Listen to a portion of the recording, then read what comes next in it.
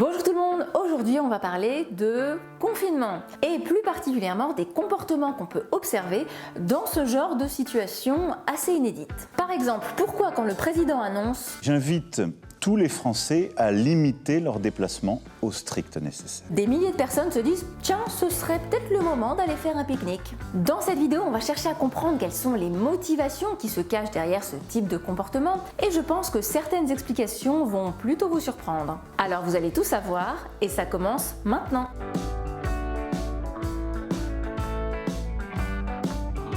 Face à ce type de situation, il y a plusieurs façons de réagir. C'est grâce notamment aux recherches en économie comportementale et en psychologie qu'on a pu identifier qu'il existait 3 types de comportements. Il y a d'abord les contributeurs inconditionnels.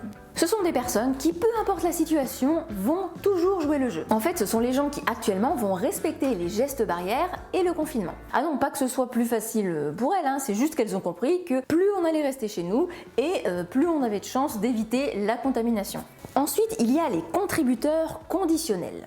Eux, ils sont un peu plus dans la logique du donnant-donnant. C'est-à-dire qu'ils jouent le jeu si les autres jouent le jeu. Le contributeur conditionnel, il veut bien respecter le confinement, mais à condition que tout le monde fasse pareil. Donc, si la majorité des gens respectent le confinement, il va suivre la tendance. Et si c'est pas le cas, il va suivre la tendance aussi. Et là, on est un peu dans la mouise. Et puis, il y a une troisième catégorie, c'est ce qu'on appelle les passagers clandestins.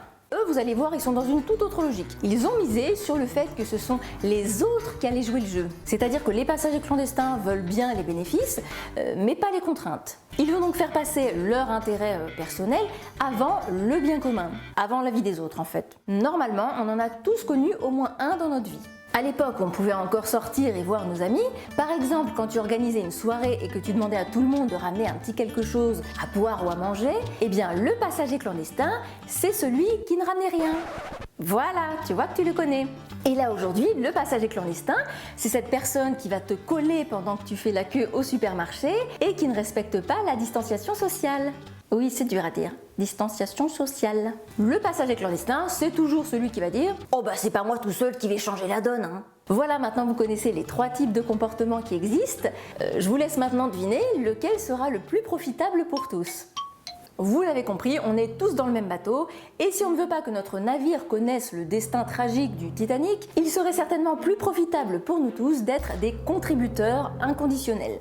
Revenons maintenant au comportement des passagers clandestins. Qu'est-ce qui se passe dans leur tête pour qu'ils agissent de cette manière ? On pourrait se dire que ce sont des personnes égoïstes qui ne pensent qu'à leurs propres intérêts, mais ça, ce serait tomber dans un jugement beaucoup trop hâtif et beaucoup trop simple. Être au courant de la situation, ça ne suffit pas. Quelles sont alors les raisons qui poussent ces personnes à devenir des passagers clandestins ? La première chose, c'est que ces personnes minimisent le risque de cette pandémie. Pour expliquer ce problème de perception, il y a notamment un biais en psychologie qui a été identifié et qu'on va appeler le biais du « ça n'arrive qu'aux autres ». En fait, c'est cette illusion qu'on a tous au départ de croire que les événements négatifs n'arrivent qu'aux autres. Par exemple, être touché par le virus, ça n'arrive qu'aux autres. Contaminer sa famille ou ses amis, ça n'arrive qu'aux autres. Mourir, ça n'arrive qu'aux autres aussi. Du coup, cette façon de voir les choses va influencer le comportement du passager clandestin et il va alors continuer de s'octroyer un petit traitement de faveur, par exemple en continuant de sortir, puisque de toute façon, il ne va pas être contaminé et il ne va pas contaminer les autres.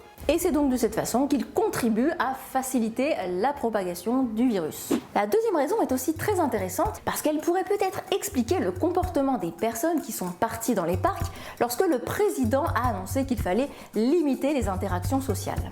Il est très probable qu'à ce moment-là, ces personnes aient eu l'impression de prendre un risque individuel alors qu'en fait il s'agissait aussi d'un risque collectif. En effet, aujourd'hui quand on sort, on ne prend pas seulement un risque pour nous, on fait peser sur toutes les autres personnes un risque supplémentaire d'attraper le virus et de le transmettre. Enfin, il y a une troisième raison qui concerne un peu plus les limites de notre cerveau. C'est le fait qu'on a du mal à voir une menace invisible. Oui, parce que objectivement, le virus, vous comme moi, on ne le voit pas à l'œil nu. Donc pas facile de se rendre compte de l'impact qu'il peut avoir. Mais pourtant, aux informations, dans les médias, on voit bien ce qui se passe. Alors c'est vrai que les grandes instances ont des arguments tout à fait logiques, rationnels et solides pour nous convaincre de rester chez nous. Mais tout ça, pour notre cerveau, c'est un peu abstrait. Quand ils voient des graphiques, ils ne réalisent pas vraiment que dans cette barre-là, il y a Micheline, 70 ans, qui a été contaminée, Jérôme, 25 ans, ou Léon, 5 ans et demi. Mais pourquoi tous ces arguments rationnels ne sont pas assez convaincants pour notre cerveau, ou en tout cas pour celui du passager clandestin? Eh bien, contrairement à ce qu'on aimerait penser, l'humain n'est pas un être rationnel, qui raisonne de façon logique, qui pèse le pour et le contre à chaque décision qu'il prend. Dois-je vous rappeler les 2 produits qui ont été dévalisés dans les supermarchés? Les pâtes, oui, bon ça on comprend pourquoi, et le papier toilette. Est-ce qu'on est sûr là qu'on serait face à un acte mûrement réfléchi, qui serait issu d'un long processus de réflexion? Je sais pas, moi j'ai plutôt l'impression qu'il s'agit d'un comportement d'imitation, qu'on pourrait schématiser par... Mais pourquoi tu cours? Mais parce que tu cours. Et moi je cours parce que tu cours. Et donc cette thèse de l'homme non rationnel a été mise en évidence par plusieurs chercheurs, notamment 2 prix Nobel, à savoir Richard Thaler et Daniel Kahneman. Grâce à leurs travaux, on a découvert que les arguments rationnels ne sont pas assez puissants pour faire changer les comportements. Non, ce n'est pas à coup de statistiques et de courbes et de graphiques qu'on arrivera à faire changer les choses. D'ailleurs, c'est la même histoire pour les comportements liés à l'environnement. On sait qu'il faut changer, rationnellement on a compris pourquoi, mais pourtant on n'arrive quand même pas à le faire. Bon, du coup vous devez vous demander, mais alors si les arguments rationnels ne fonctionnent pas, qu'est-ce qu'il faut faire? Eh bien, ce qui peut aider à modifier nos comportements, c'est un puissant moteur de changement. Ce moteur, c'est l'émotion.